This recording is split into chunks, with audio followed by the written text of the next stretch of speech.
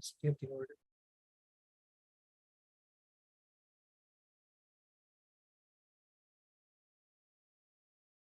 So, good morning once again to our listeners and viewers from the United States and the America Hub. Good evening to our viewers and listeners from Africa, India, and Indonesia. We are coming to the end of our three-day conference on working together in the light of Fratelli Tutti and Laudato Si.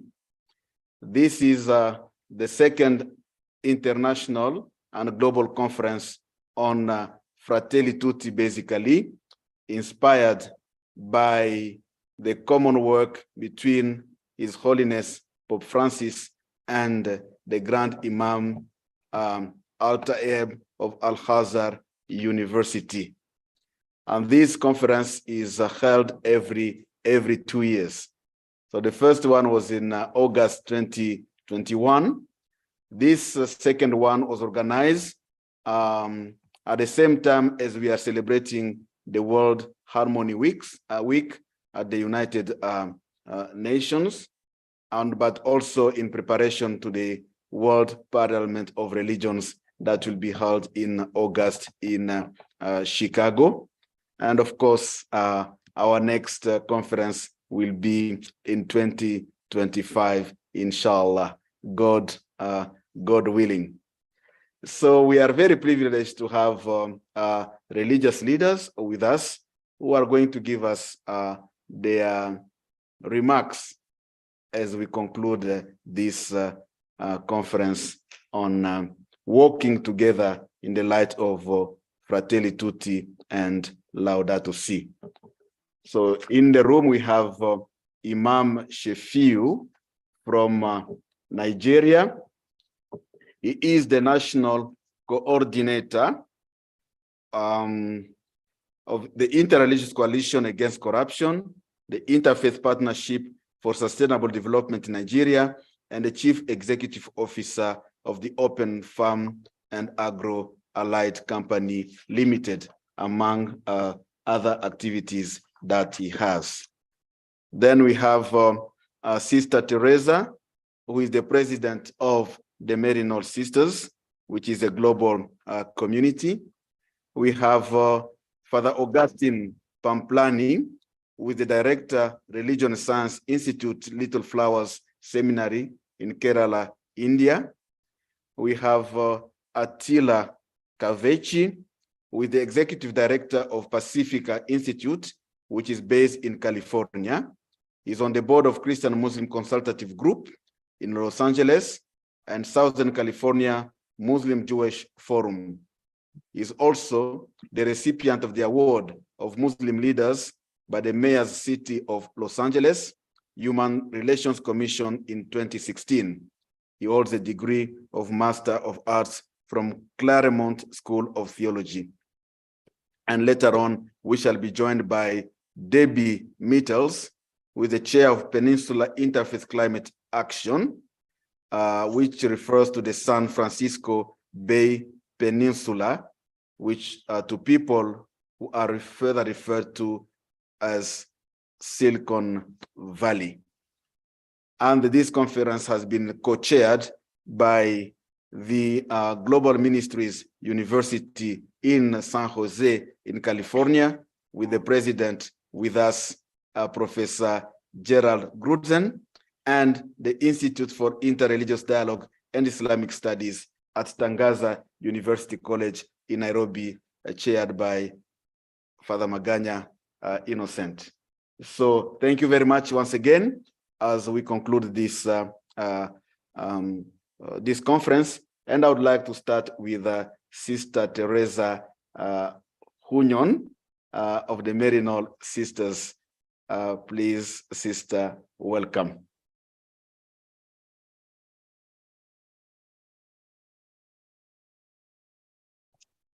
Thank you. Thank you for the warm welcome, and good morning, good afternoon, good evening to each of you wherever you are. I thank you for this opportunity to speak to all. And I give great thanks to the organizers of this Interfaith conference that spans the globe and takes the inspiration direction from Pope Francis in addressing the economic and ecological crises of our time. I've been moved by the words of many of the speakers, Professor Araki, Bishop Stowe, the immigration lawyers Deidre Griffin and Heidi Zernecka, SUNESA program manager David Munene, and my own Maryknoll sister Rosemary Malazzo. I look forward to the time I can glean more insights and wisdom from the many speakers when they're available on YouTube. I'd like to highlight two concepts spoken about in these days that are ever present in the two documents of Pope Francis. The first is that we must come to understand that we are one human family. Professor Araki opened the first African panel on Thursday by saying, in fact, we are only one race, the human race. The second concept is that we must experience and be with the suffering of others, as Bishop Stowe so eloquently reminded us of Pope Francis's words. Solutions cannot come before our compassion. It is not enough to hear the cry of the poor, the cry of the earth. We must be with the pain, the vulnerability of the people, to witness and to share in the humanity. The wonder of this one human family is our complexity, our differences that reflect the many gifts given to us by God. Each culture, each religion, each constellation of human beings brings forth an aspect of creativity and wisdom and that contributes to our fullness of life here on earth. Each one of us brings our own unique contribution to life, that unique aspect in our person that reflects God's goodness. What is not unique to each of us is our human spirit. In my experience as a biennial sister, working with peoples in Asia and Africa, I have found that we all share in the human spirit, which is creative, full of collective wisdom, and resilient. It is a belief in this human spirit and its transcendent nature that was the basis of my work in Kenya for over 10 years and continues to guide my work today. In Kenya, I, with two other sisters, brought people of diverse backgrounds and belief systems together for conversations. We created a space for communities to rebuild relationships and work together for a common future. In the safe space, we listen. We sit with the pain as it is expressed. We hear the anger and the loss. And as each person is heard and seen, the words turn to recognition and understanding. As you hear me, I can hear you. As I listen to you, I see myself. We are all connected as one human family. I want to share with you a conversation I had with an imam after working together with his community for a year. His village had suffered death and destruction, neighbor against neighbor, and they had lived separately for 2 years. The village suffered because without reconciliation, they had no livelihood. No one could rebuild a future without the other. After 9 months of my sisters and I being with them, the people chose to reconcile with each other. Speaking with the imam a few months later, I asked him how he had experienced the process.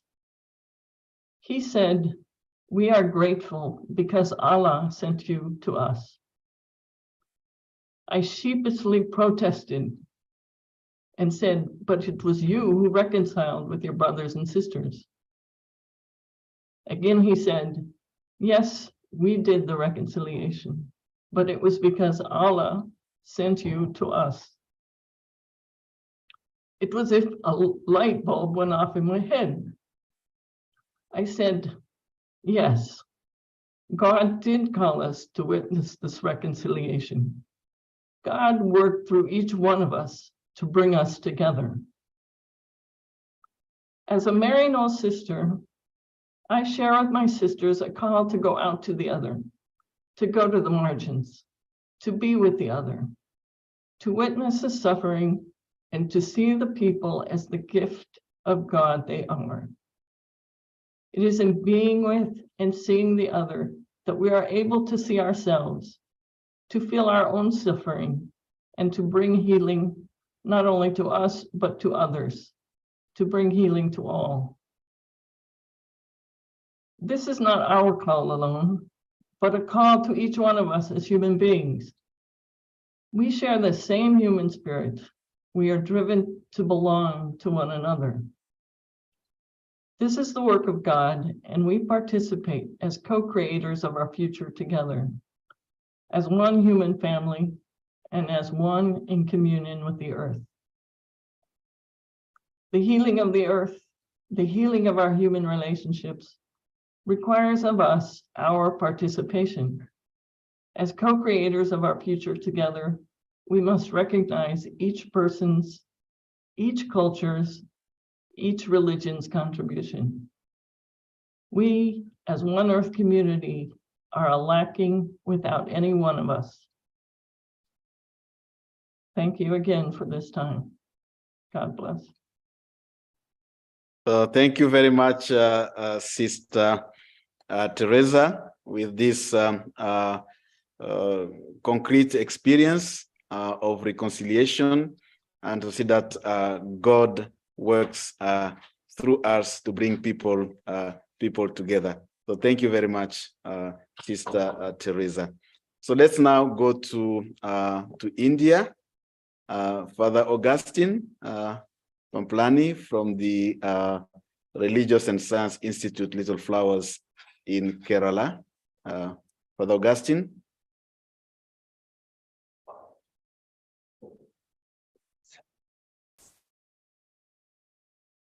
This is fine, I hope now. It's okay, Father. Yeah, thank you, Father Innocent, for the warm welcome.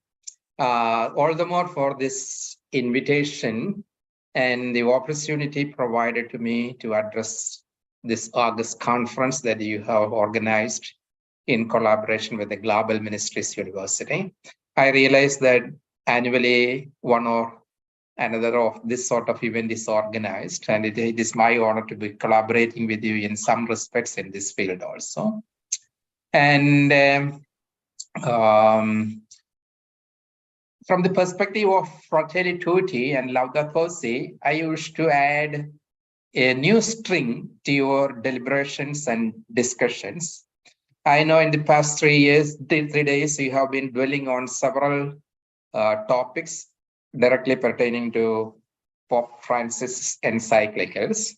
And something that is indirectly present in Pope Francis' encyclical, Laudato Si especially, I wish to dwell on. This will be a science-religion dialogue stream for environmental protection, basically from the perspective of Laudato Si.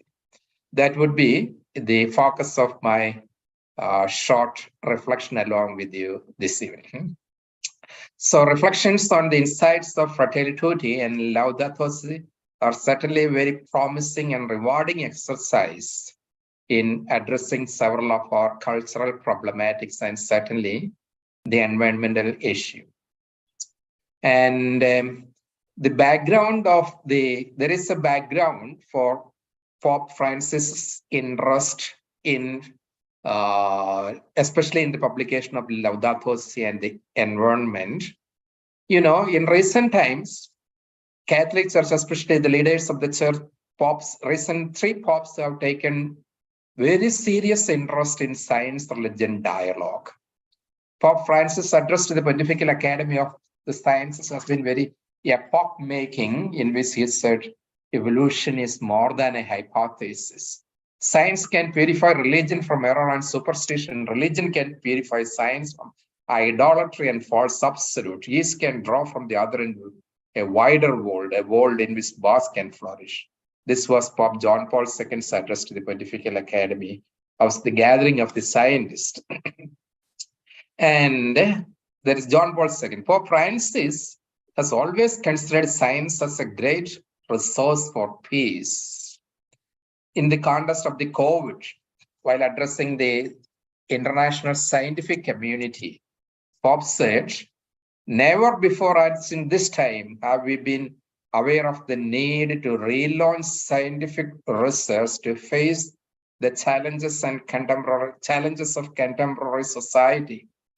Faced with new challenges, you are entrusted, dear friends in science, as you, Pope is emphasizing, with the task of testifying to the possibility of building a new social bond, endeavoring to bring scientific research closer to all the community, from the local to the international. And Pope goes on saying that.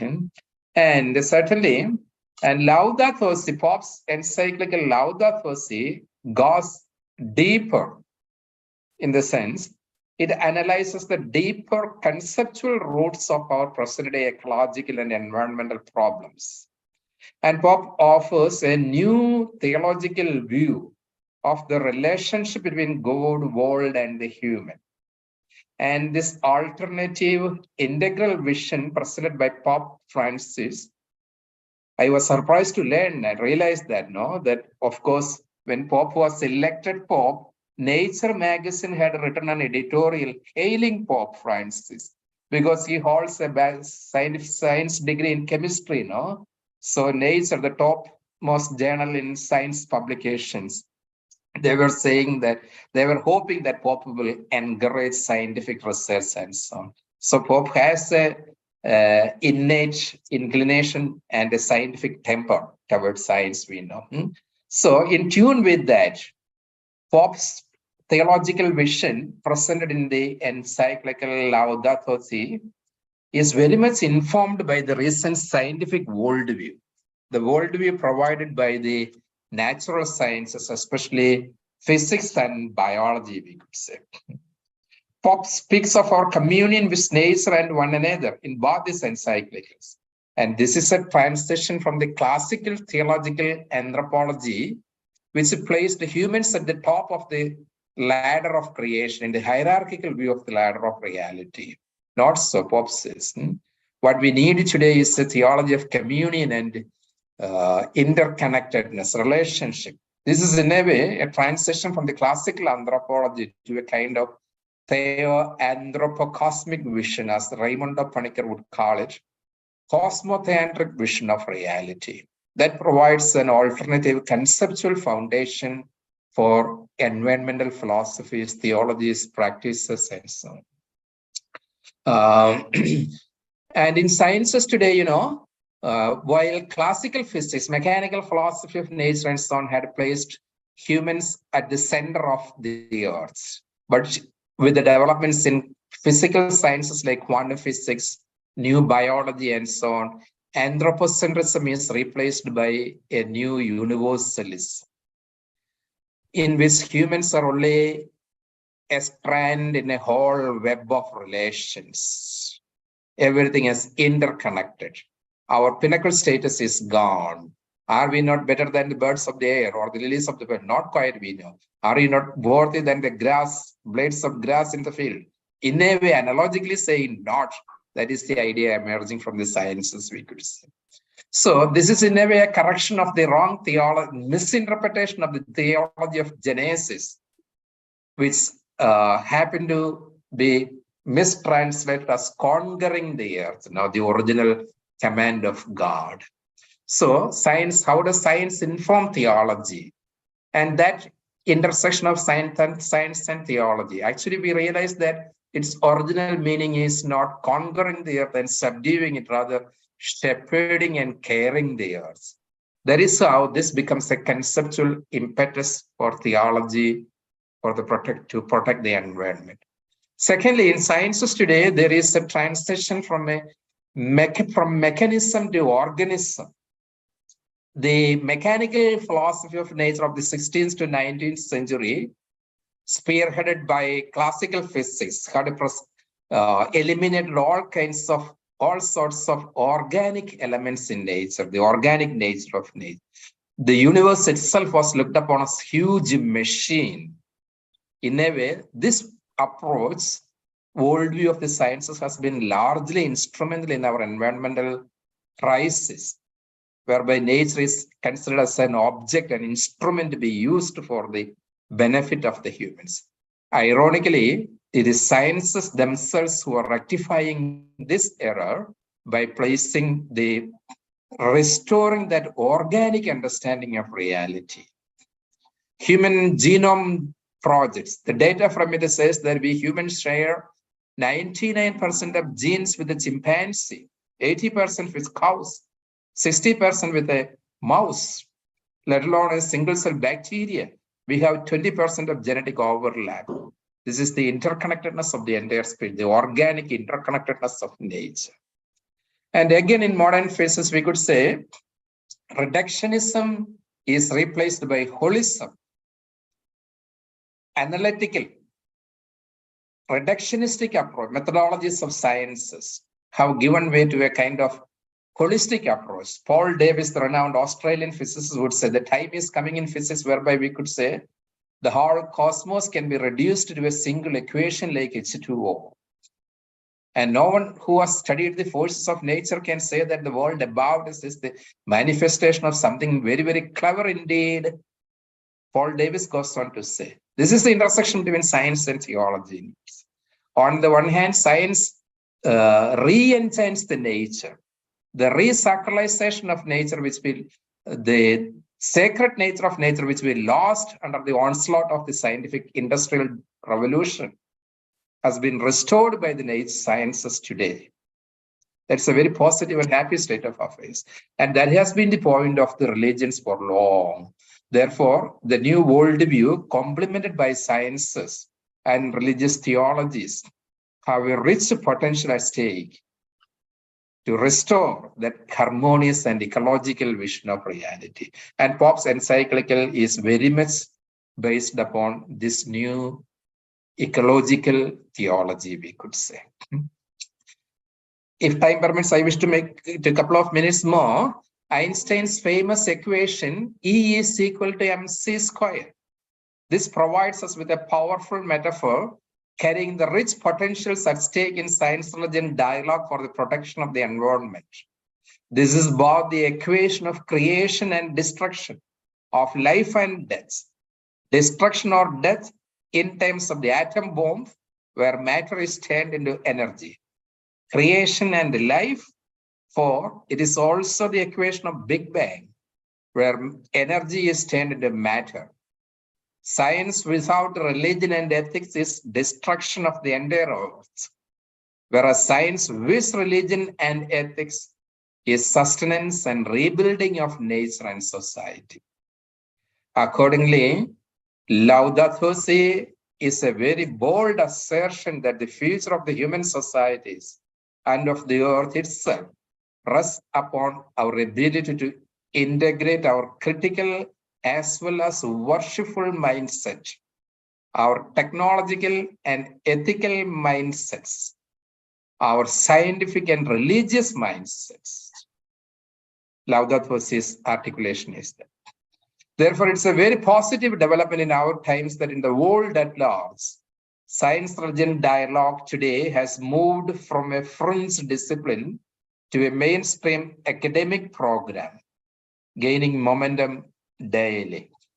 It is gladdening that Global Ministries University, along with the Tangasa and us, has joined this momentum by launching several academic programs, including doctoral program in science-religion dialogue.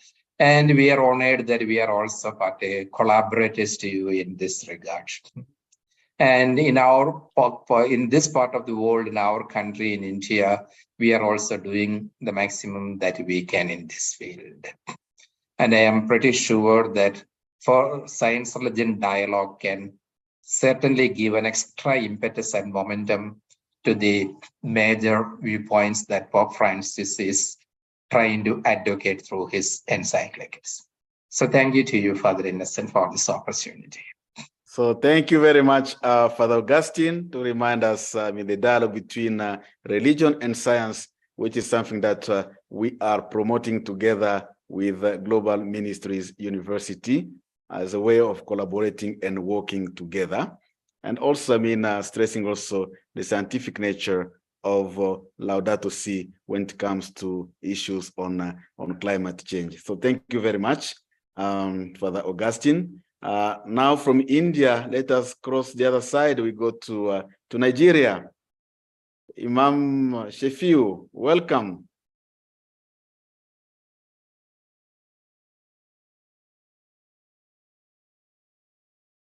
Imam Shefiu.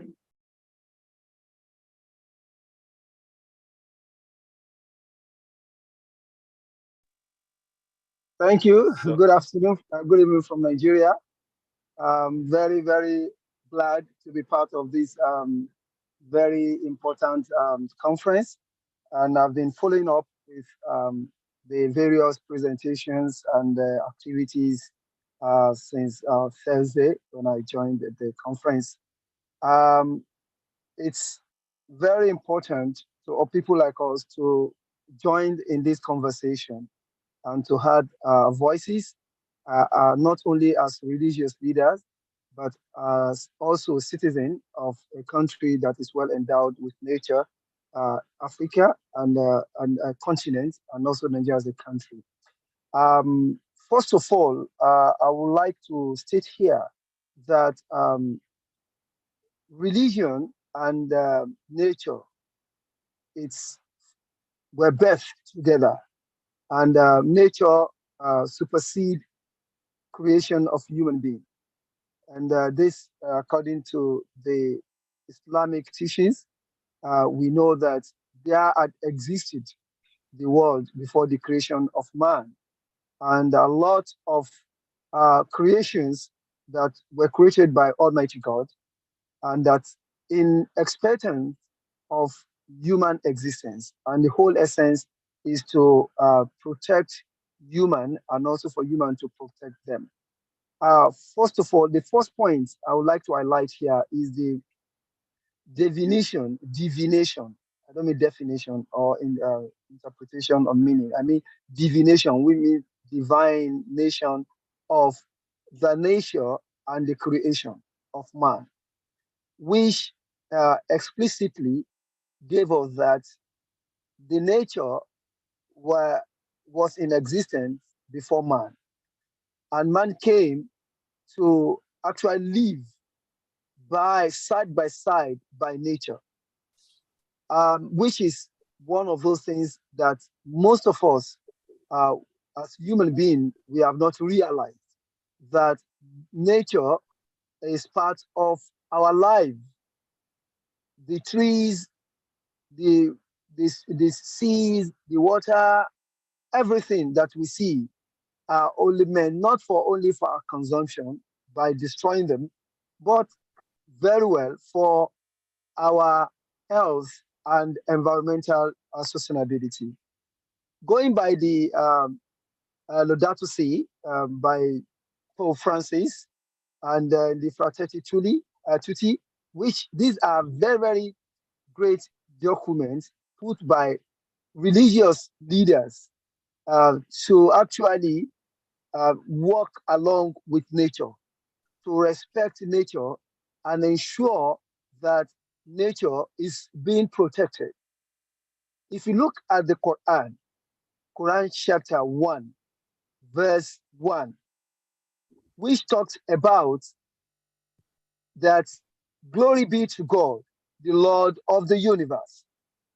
And here in the Islamic interpretation, in the tafsir of the Quran, of that verse, meaning explanation and commentary, it was clearly stated that al-alamu, which is the universe, transcends beyond human being alone, but rather it also focuses on the nature. Meaning that the alamun nabat, the world or the universe of the plants, the universe of the trees, the greens, the sea, the mountains. All these are also critical to human existence, but not a threat. But today, what we are seeing is that human has become a threat to nature for the following reasons. One, lack of knowledge and understanding. Why do I say this? Because most of us, as religious leaders or scholars, we do not accept science. We feel that science is synonymous to the scientist, is synonymous to the Western world, especially in this part of Africa, whereby most of the things that are coming out scientifically that have been proven beyond reasonable doubt, we rejected it using religious indoctrination, using religion to counter them. But in the real sense, religion itself, going by the scriptures, both the Bible, the Quran, the Torah, and so on, actually validates most of the scientific proofs that we have had. Most knowledge have been proved by these scriptures beyond reasonable doubt. But because most of us lack the knowledge, so we feel that we feel that religion is about just the doctrine, just the belief, the faith, the aqidah. So we do not believe that religion is even, science is religion. So that is one. The second thing is that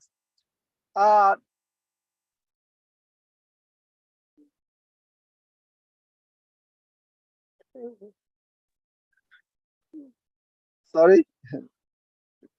The second very important point is the rivalry between religion, which I just made a few mention about, and science, which has actually caused a lot of ignorance and devastation negative effects on nature, whereby human beings see other creation, both animals, the plants, as just for consumption, and to like use them for that. The existence of these existence, we need them to live a good life, a healthy life, and as such, we must also protect them.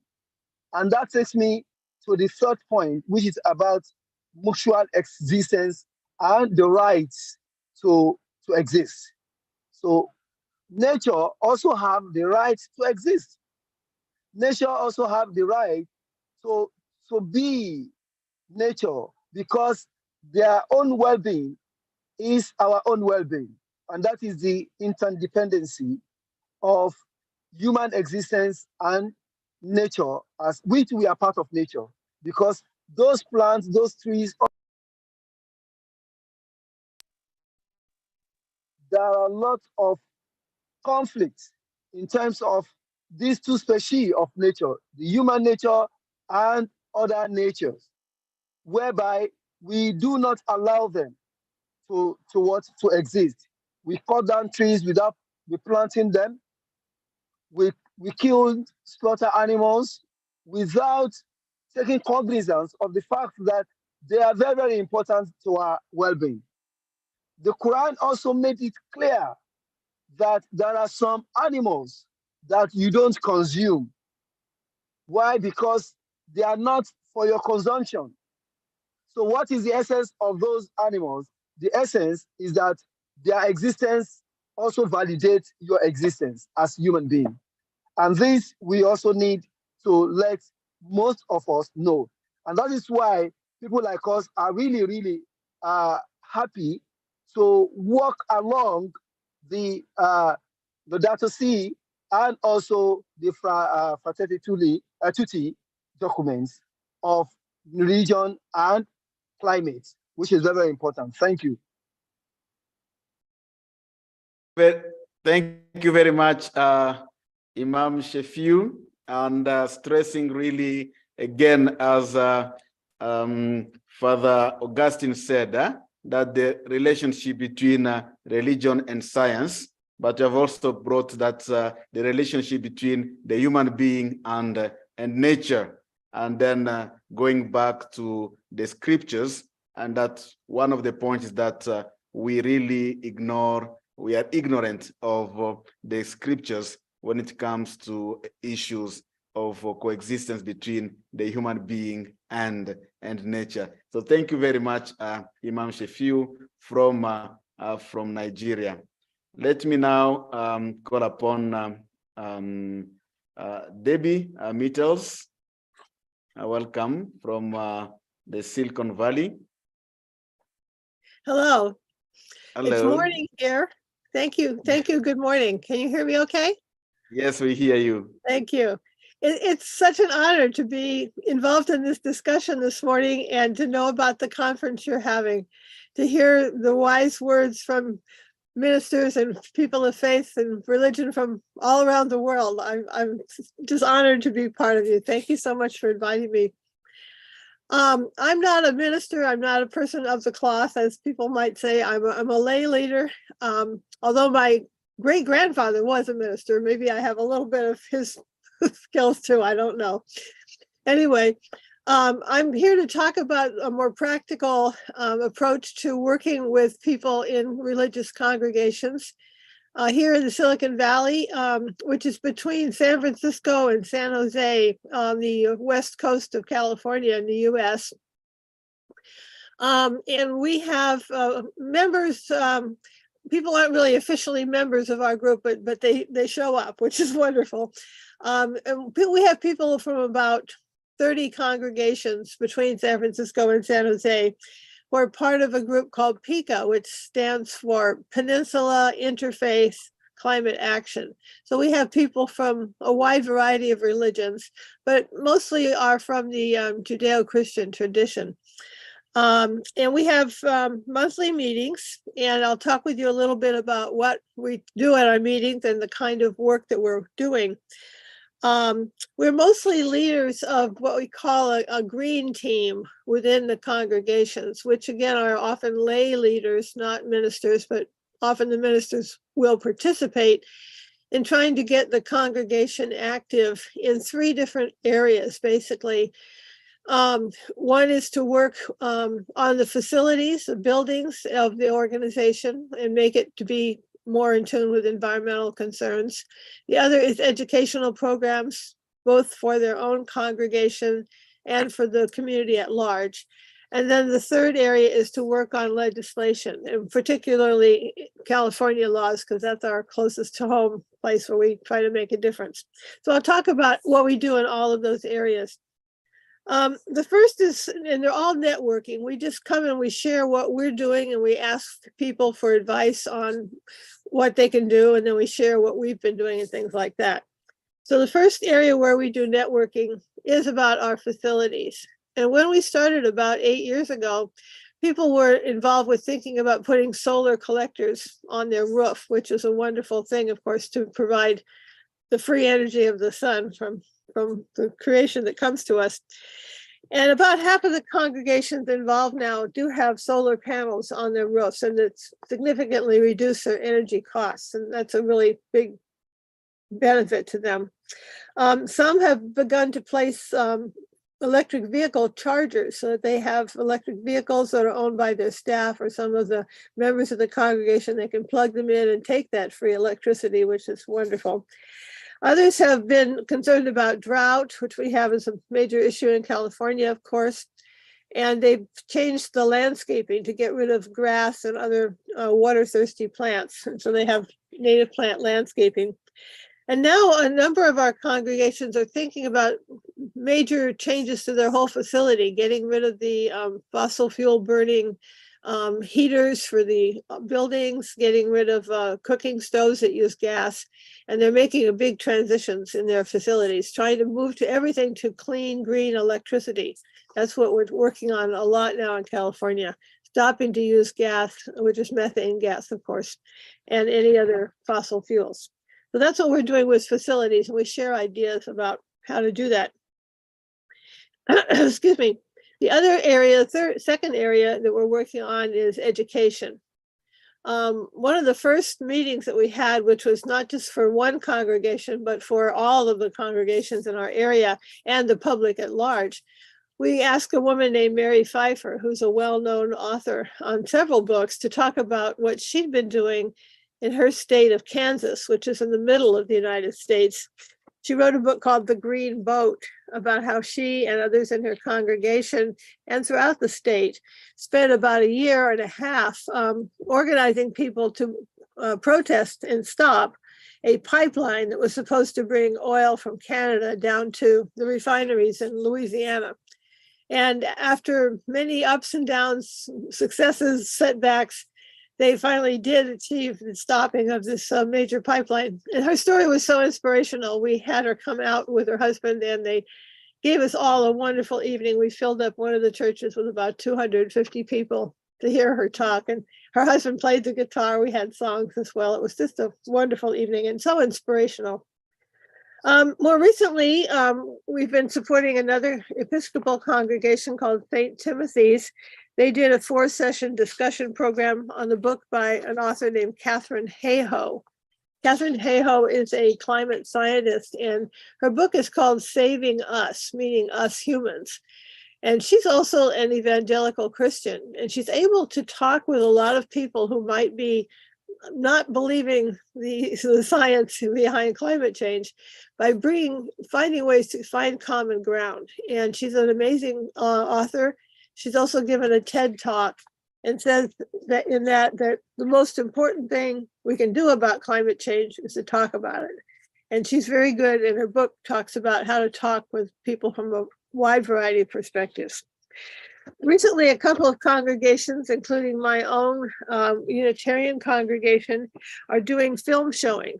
And Congregation Shir Hadash in Los Gatos, which is a Jewish congregation, is showing next week a film called Pandora's Promise, which is a pros and cons of using nuclear power. And it's going to be an interesting film, and we're inviting the broader public to that.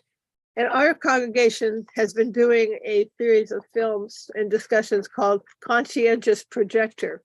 Some people may understand that's a play on the word conscientious objector, which is the names that are often given, or phrases often used for people who are opposing to war. So we have the Conscientious Projector program to project the movies. We also have speakers at our monthly meetings for the people who attend, and we usually have, maybe 15, 18 people show up. And these are people who aren't necessarily members of anyone's congregation or religious group, but they have ideas and resources to share that would help others as they're working on their own programs in their own group. And some of the recent programs have included how to talk to children about climate change. We had a demonstration about electric induction cooktops so people can shift to using those and stop using gas.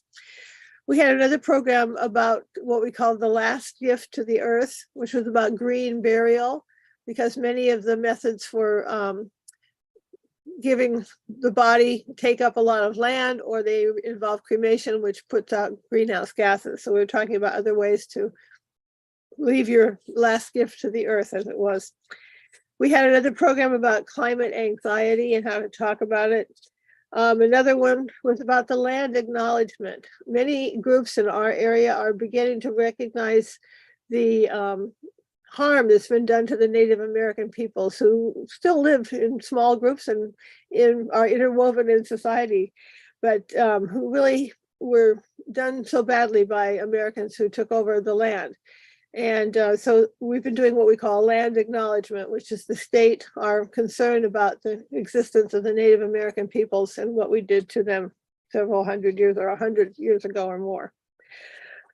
We also have programs about healthy plate, healthy planet, reminding people about the importance of eating less meat or eating no meat, and how our diets can affect the climate as well.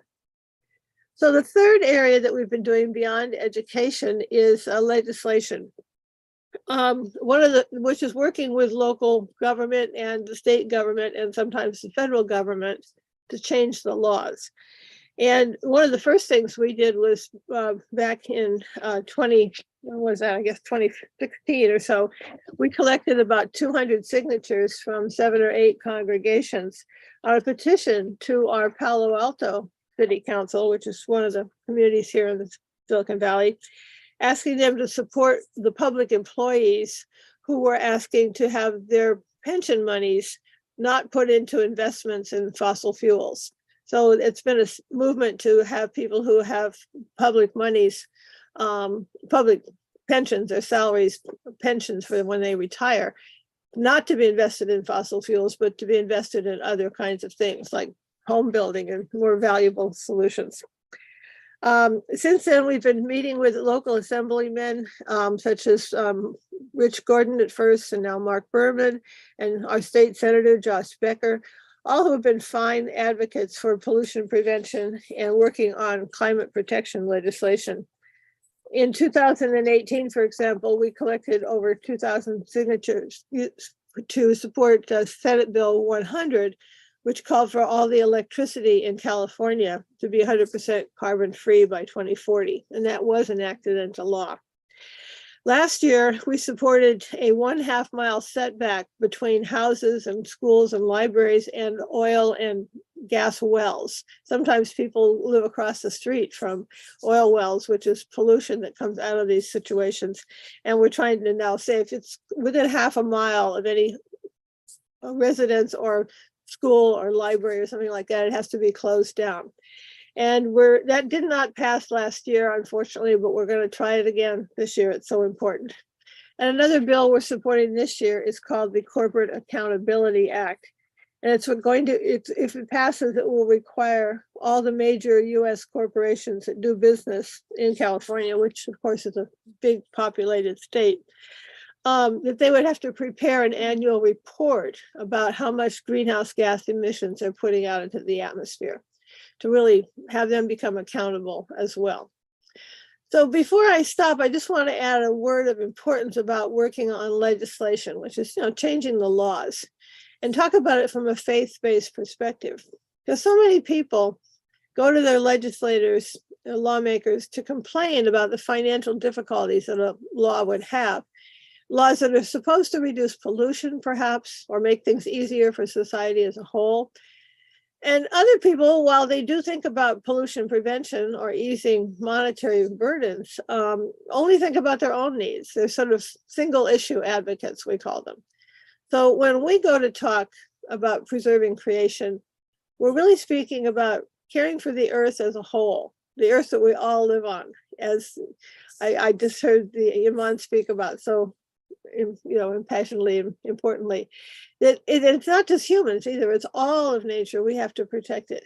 We really need to maintain a stable climate. It's not what we call a special interest.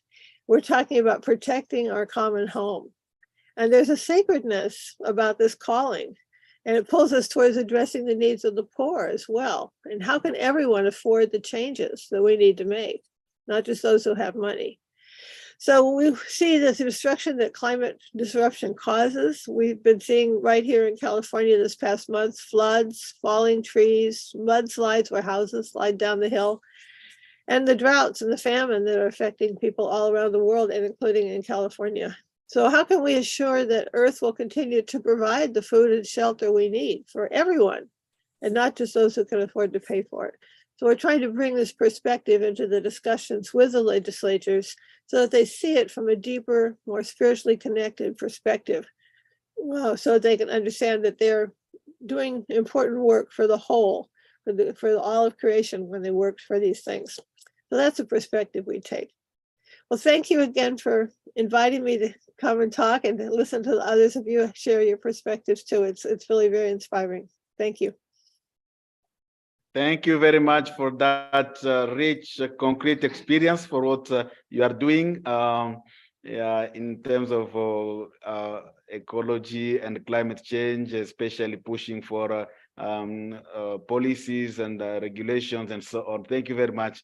That will be very, very inspirational. And thank you very much for the work you're doing. Yeah.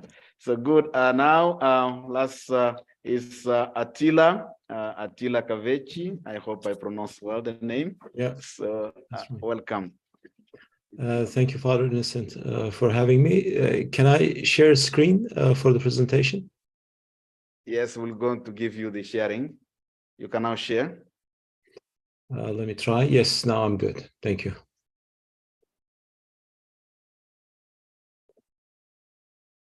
Hold on, I'm getting there. Thank you for having me, Father Innocent.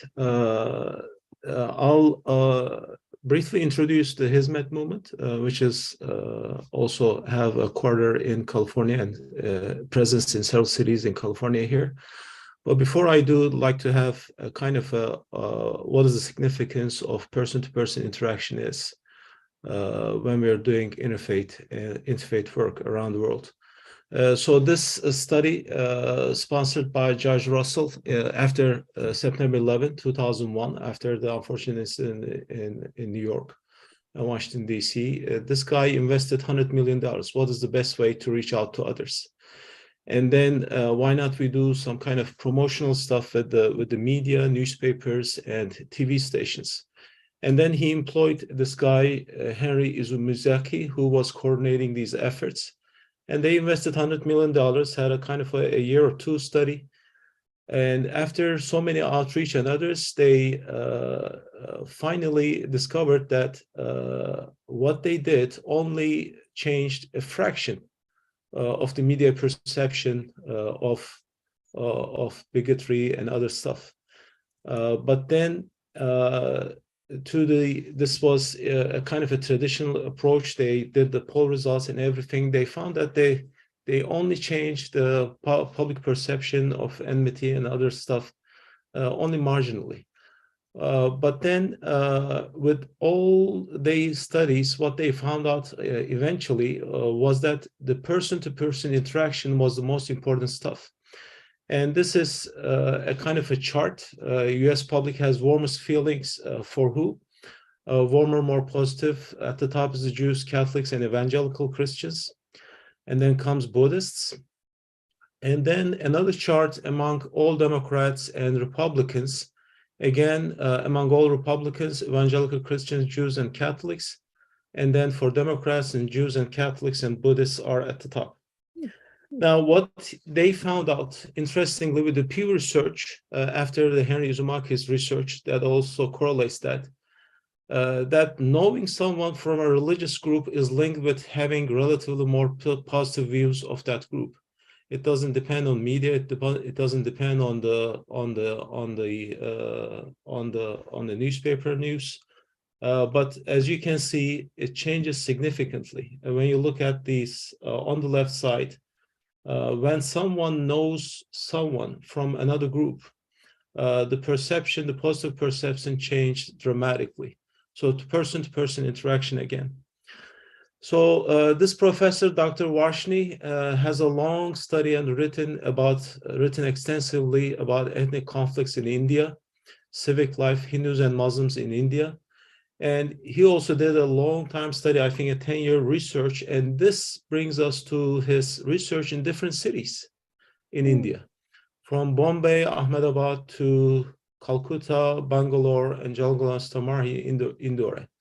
So as you can see, like minimum of 15 deaths in 3 riots over 2-year periods. He's done an extensive research, minimum of 50 deaths in 10 riots over 50-year periods. So if you look at the right column, you'll see the number of deaths is the highest in Bombay. So what he concludes was that if there is less engagement among different diverse groups, there's going to be more riots and deaths.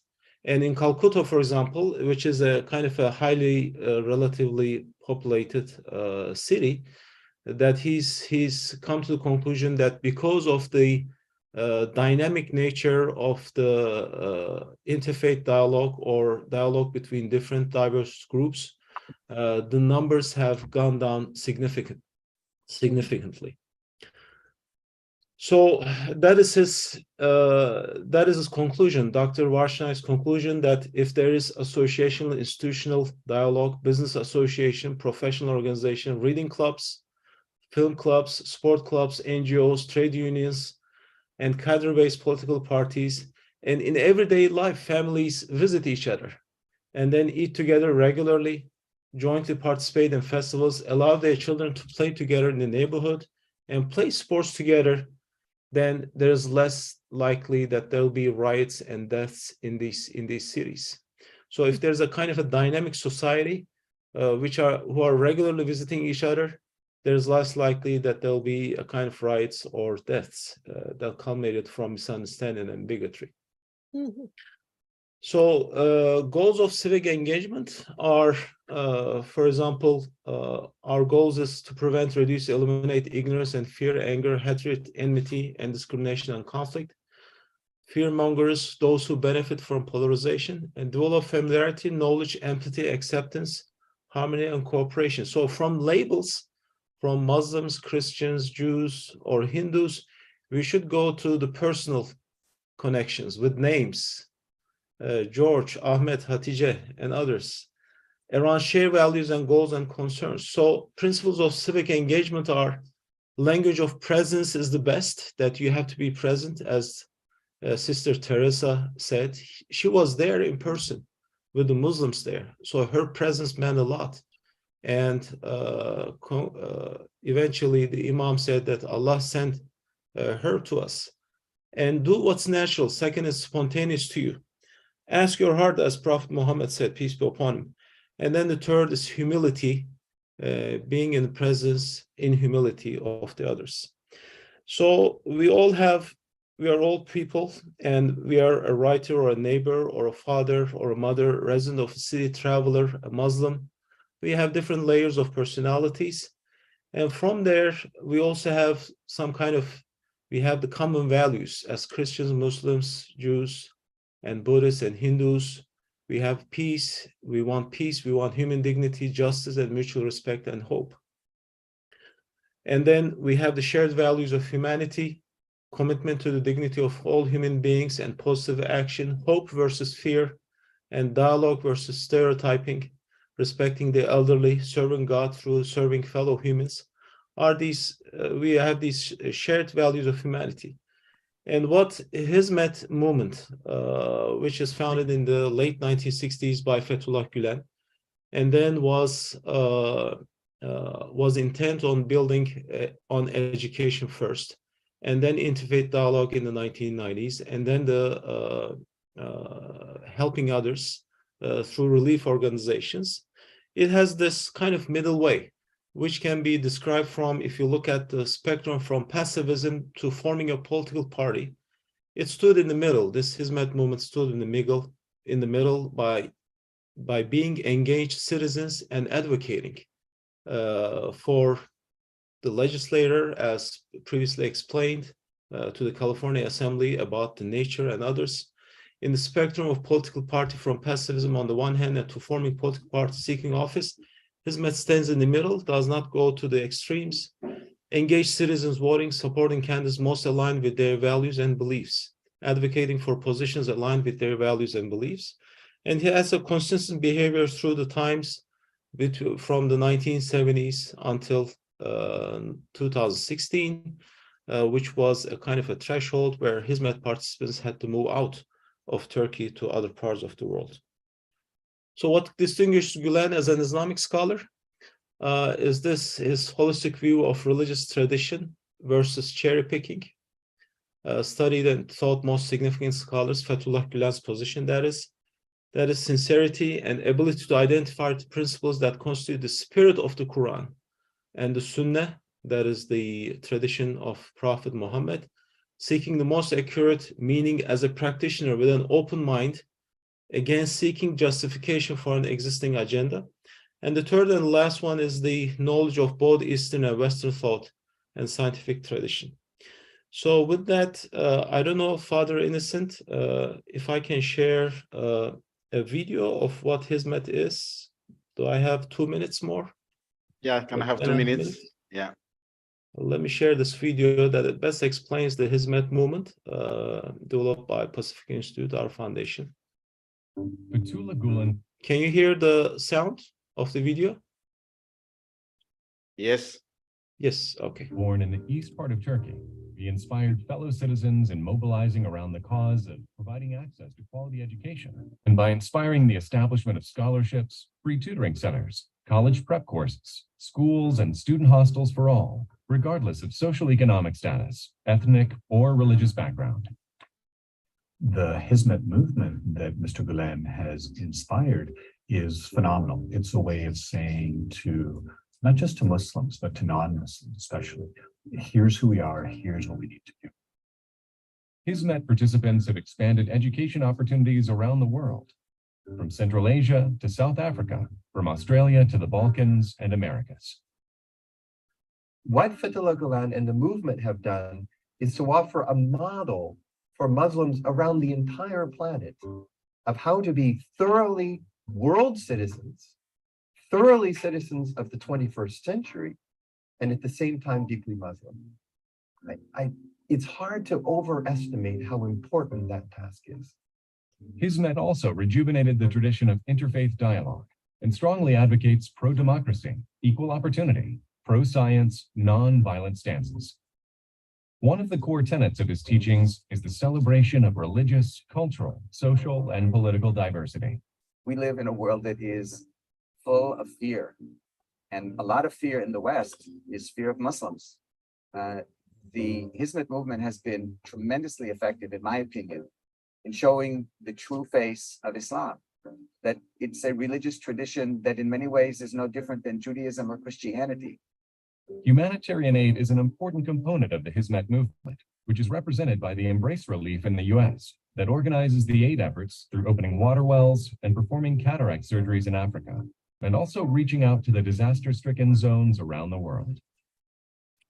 One of the core ideals of Hizmet is not just an emphatic acceptance of religious, cultural, social, and political diversity, but actual celebration of this diversity. Because Hizmet participants consider this diversity as divine will.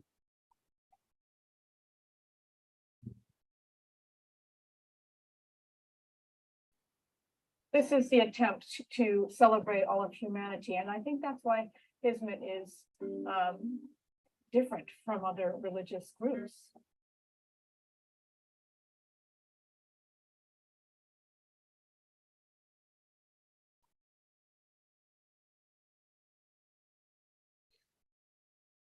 Well, thank you for that, for this opportunity. This was a video prepared by our institute in 2018. Wanted to share with that. Hope didn't take much of your time. Thank you, Father Innocent. So thank you very much for these remarks that brings to the conclusion of our three-day conference on working together in the light of the teaching of Pope Francis on Fratelli Tutti and Laudato Si. Allow me at this juncture just to say a word of thanks to the organizers, and if at the end maybe Professor Gerard have 1 or 2 words, then and then we will conclude the conference. So a word of thanks goes to the team in the USA, Professor Gerald Grudzen as the co-chair of this Global Interfaith Conference on Fratelli Tutti, Marita Grudzen, who is the secretary of the Global Conference of Fratelli Tutti, Mary Akte, who is our technical guru, who takes care of the website and makes sure that everything is online. So she's working in the background. She has not been seen she's working in the background. Then we have Dr. Senap from the Institute of Tevere in Rome. Yeah. From Nairobi, we have Dr. Ali from Uma University, Dr. Reginald Landugala from Tangaza University College, General Bashir, a lecturer in the Institute for Interreligious Dialogue and Islamic Studies at Tangaza University College. Father Abraham is a Komboni missionary. Mustafa Gench and Hudai from Harmony Institute, also belonging to the Hizmet movement, who worked closely with Mrs. Mary on the technical team, to make sure that everything goes on smoothly. And then our two secretaries here in Nairobi, Mrs. Milka Bosibori and Miss Debra Nyakundi, for their tireless work in making sure that everything is well organized.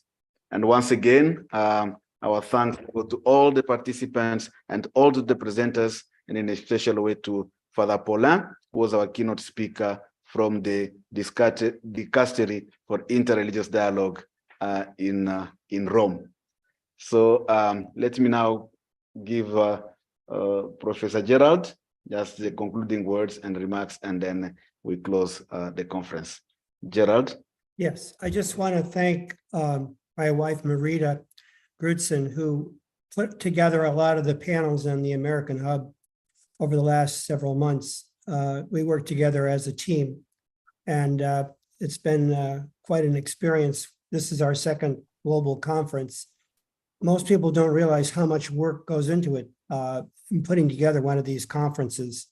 So we're grateful also to all the team that were part of our group here in the US, particularly Mary Acte and Rick Silvestri, who was also part of the technical team.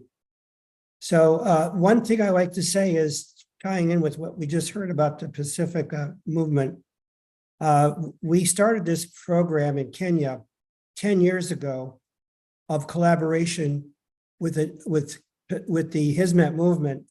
And at the time, the person that helped us most was Fatih Agdagan, who now lives in Australia as part of Hizmet. And with his help and with the collaboration of other partners in the coastal region, particularly Bishop Lago, we started our interfaith education work. And that eventually led to approval of our program by the Department of Education in Kenya for working with schools and principals. So this idea of civic engagement and shared values has been part of our goal in these programs, to bring people together. And we've been doing this in California for almost 15 years with Pacifica, including Santa Clara University.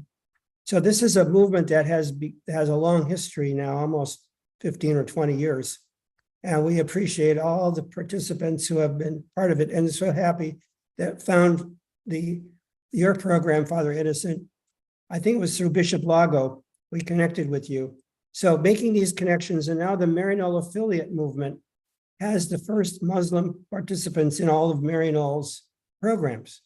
On a regular basis, we meet monthly. So all of these results of this collaboration and the work we've done and the major conferences we've had both in the US and in Kenya have brought us to this point. And now we hope this is a launching pad into the future, where we can continue our walking together in the light of Fratelli Tutti and Laudato Si. So thank you, Father Innocent. Thank you for all the participants today. And we look forward to new opportunities for interfaith collaboration. Thank you so much. Thank you very much. And lastly, another word of thanks to Marita for coordinating the Voices of Women, where she brought together leading women and their voices, which are also part of this conversation. Aza Karam from Religion World for Peace, Professor Mary Getui from Nairobi, Professor Notando from South Africa, and other leading women theologians whose voices also are being incorporated in this working together. Once again, thank you, and may God bless you and bless all of us in our effort of working together in bringing solution to issues that are affecting our humanity. And with the inspiration of Pope Francis and the Grand Imam al-Tayeb from al-Azhar University, whose human fraternity document is really the basis from which we come together as we collaborate together. So thank you very much. May God bless you. And this is the end of our conference. Thank you. May God bless you.